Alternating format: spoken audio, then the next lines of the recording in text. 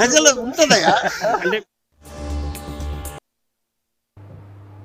DGP Anjani Kumar పై వేటు పడింది. డీజీపీని suspend చేసింది ఈసీ.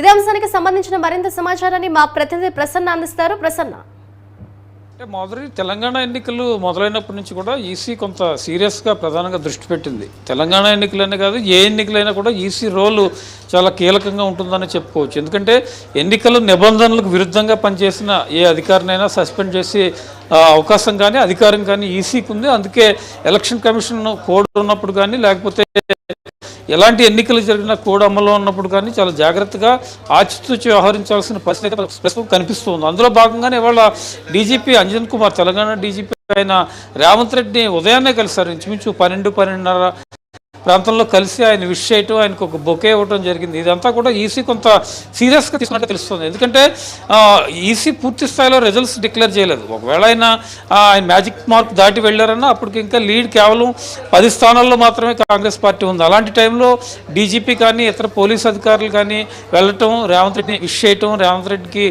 పుష్పగుచ్చాలు ఇవ్వటం, ఇవన్నీ కూడా ఈసీ నిబంధనలకు వ్యతిరేకంగా ఉన్నాయి. కాబట్టి ఎన్నికల కోడ్ అమల్లో ఉన్నప్పుడు ఇవన్నీ మంచిది కాదన్న ఉద్దేశంతో ప్రధానంగా ఈసీ సస్పెండ్ చేసినట్టుగా తెలుస్తుంది.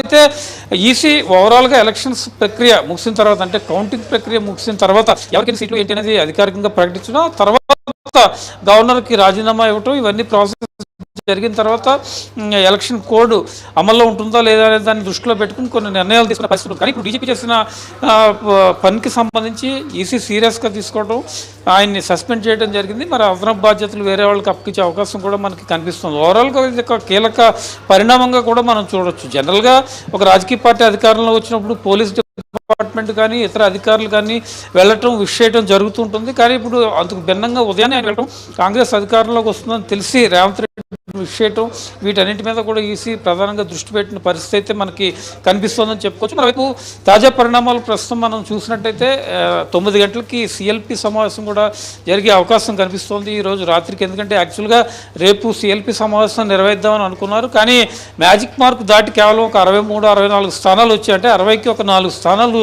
ఎక్స్ట్రా మాత్రమే రావడంతో ఈ సిఎల్పి సమావేశం కూడా కొంచెం హడావుడిగా పెట్టుకోవటం, ముఖ్యమంత్రి అభ్యర్థి ఎవరు అనే దాని మీద కూడా చర్చ జరిగే అవకాశం ఉంది. యాక్చువల్గా December 9 సోనియా గాంధీ పుట్టినరోజున తెలంగాణ కొత్త ముఖ్యమంత్రిగా కాంగ్రెస్ పార్టీ నుంచి ప్రమాణ స్వీకారం చేస్తారని గతంలోనే రేవంత్ రెడ్డి ప్రకటించారు. ఆయన పేరు చెప్పుకోకపోయినా కాంగ్రెస్ పార్టీ అధికారంలోకి వస్తుంది, కాంగ్రెస్ ముఖ్యమంత్రి ఉంటారు అని ప్రకటించడం జరిగింది. కానీ అందుకు భిన్నంగా ఇవాళ నైటే సిఎల్పి సమావేశం కూడా నిర్వహించుకుంటూ ఉన్నారు. ఇప్పటికే కర్ణాటక నుంచి కొంతమంది మంత్రులు వచ్చారు. డీకే శివకుమార్ ఆల్రెడీ మొన్న మధ్యాహ్నం నుంచి కూడా ఇక్కడే ఉన్నారు. ప్రస్తుతం కాంగ్రెస్ పార్టీ ఎమ్మెల్యేలందరికీ ఆయన ఫోన్ చేసి పిలవటం కూడా జరుగుతుంది.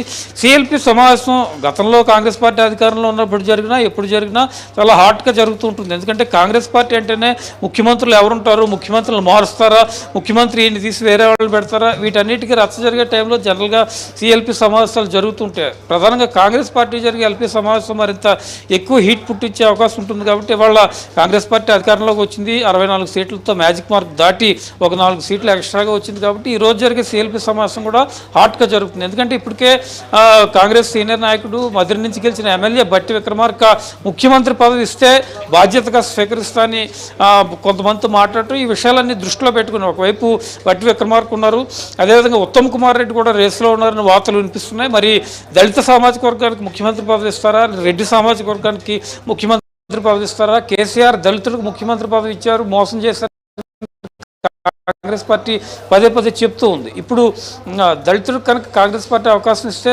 తెలంగాణ ఇచ్చిన పార్టీగా కాంగ్రెస్ అధికారంలో ఉన్నప్పుడు అదేవిధంగా తెలంగాణకి తొలి ముఖ్యమంత్రిగా దళితుడిని చేసే అవకాశం కూడా ప్రస్తుతం కాంగ్రెస్ పార్టీ చేతిలో ఉంది. కాబట్టి మరి అవకాశాన్ని ఉపయోగించుకుని మొదటి 2 ఏళ్ళు దళితులకు అవకాశం ఇస్తారా, ఈ రకమైన చర్చ కూడా రాజకీయ వర్గాల్లో ప్రధానంగా జరుగుతుంది. ఏదేమైనప్పటికీ మొత్తం అంతా ఓవరాల్ లైన్ క్లియర్ అయినట్టు ఈ ఎన్నికల కౌంటింగ్తో కేసీఆర్ ఓఎస్టీ చేత రాజీనామా లేఖ పంపించడం, యాక్చువల్గా స్వయంగా వెళ్ళి రాజీనామా లేఖ సమర్పించాలి, కానీ ఓఎస్టీ ద్వారా ఇవ్వటం, ఇవన్నీ పరిణామాలు చకచకా జరిగిపోయాయి. రాత్రి సిఎల్పి సమావేశం జరగడం ఒక మేజర్ ఇంపార్టెంట్. అదేవిధంగా డీజీపీ సస్పెన్షన్ అనేది కూడా కీలకంగా. Thank you Prasanna.